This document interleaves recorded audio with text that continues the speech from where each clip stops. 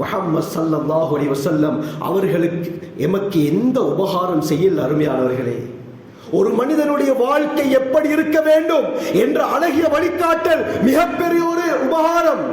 இந்த சமுதாயம் நாளை மறுமையுடைய நாளிலே நரகத்திற்கு போகக்கூடாது, எல்லாமே சொர்க்கத்திற்கு போக வேண்டும் என்பதற்காக வழிகாட்டியது மிகப்பெரிய உபகாரம். ஸல்லல்லாஹு அலைஹி வஸல்லம் எச்சில் துப்புவதிலிருந்து ஆட்சி செய்யும் வரை ஒரு மனிதன் எப்படி இருக்க வேண்டும், அவனுடைய நடை எப்படி, உடை எப்படி, பார்வை எப்படி, பேச்சு எப்படி, சிரிப்பு எப்படி, அழுகை எப்படி, பார்வை எங்கே பார்க்க வேண்டும், எப்படி எச்சில் துப்ப வேண்டும் என்ற எல்லா முறையும் வழிகாட்டிவிட்டு சென்றிருக்கிறார்கள். இதை விட வேறு என்ன உபகாரம் வேண்டும்? பிள்ளைக்கு பேர் வைப்பதாக இருந்தாலும் எப்படி பேர் வைக்க வேண்டும் சொன்னவர்கள் ஸல்லல்லாஹு அலைஹி வஸல்லம்.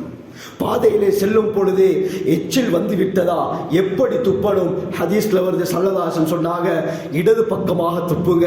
இடது பக்கம் துப்புவதற்கு இடம் இல்லையா, இரு கால்களுக்கு நடுவுல நீங்க துப்பிக் கொள்ளுங்க என்ற அழகிய வழிகாட்டலை வழங்கியவர்கள் முஹம்மது ஸல்லல்லாஹு அலைஹி வஸல்லம்.